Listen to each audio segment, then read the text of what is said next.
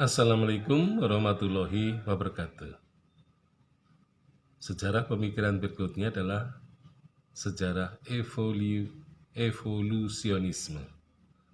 Jadi pemikiran evolusi ini sebenarnya merupakan pemikiran yang mengamati adanya perkembangan bentuk-bentuk kehidupan atau mengamati proses kehidupan atau proses perubahan dari yang sederhana menuju ke arah yang lebih rumit.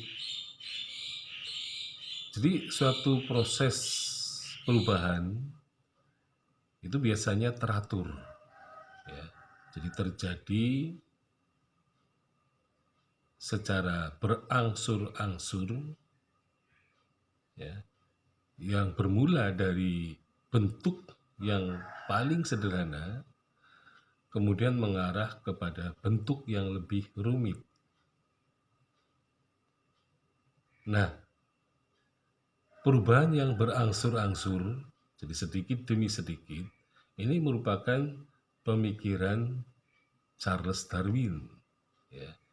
Jadi Charles Darwin itu mengatakan bahwa perubahan pada manusia itu sedikit demi sedikit. Tetapi Thomas Henry Huxley itu menyatakan bahwa perubahan pun bisa terjadi secara tiba-tiba.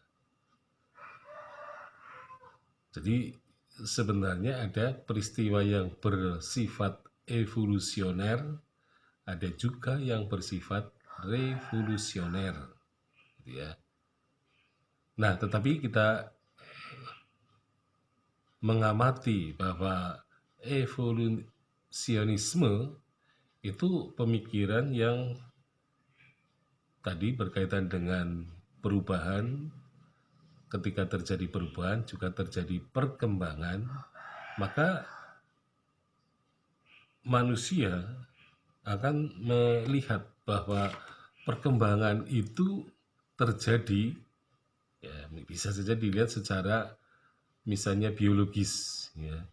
Jadi secara biologis perubahan atau perkembangan itu terjadi, yaitu misalnya perkembangan dari spesies tertentu ke spesies lainnya atau perkembangan di dalam suatu spesies saja,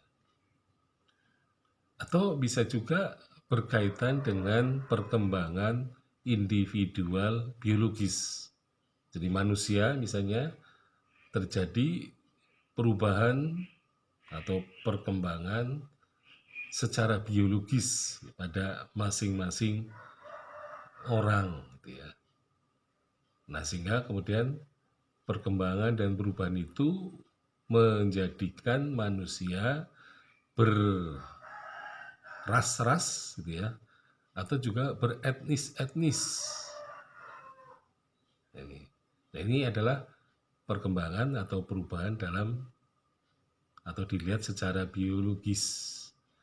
Nah, tetapi perkembangan dan perubahan itu bisa juga terjadi secara sosiologis maupun antropologis.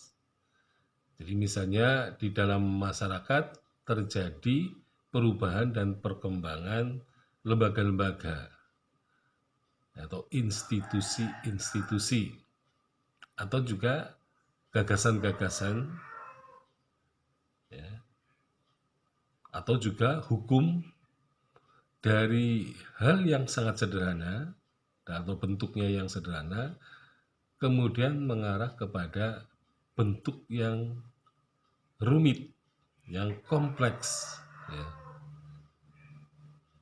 Nah, jadi kebudayaan juga mengalami perubahan dan perkembangan. Jadi manusia pada awalnya hidup dalam kehidupan kebudayaan yang sederhana. Mungkin orang mengatakan masyarakat yang primitif. Tetapi karena bersentuhan dengan manusia yang lain, maka kehidupan kebudayaan itu akan juga mengalami perubahan dan perkembangan. Sehingga kemudian tidak lagi menjadi masyarakat yang primitif, tetapi menjadi masyarakat yang lebih maju. Nah, kemudian kalau dilihat dari segi metafisika, ya, maka sebenarnya tidak ada sesuatu yang tidak berubah. Bahkan yang kita lihat alam semesta itu juga secara berangsur-angsur mengalami perubahan. Nah, perubahan yang terjadi kebanyakan adalah rusaknya lingkungan fisik manusia akibat dari perilaku manusia yang mengeksploitasi alam dengan semena-mena. Nah, sehingga kemudian alam pun menjadi rusak dan akibatnya kehidupan manusia juga mengalami kerusakan, terutama dalam hal kualitas hidup. Sekian, Assalamualaikum warahmatullahi wabarakatuh.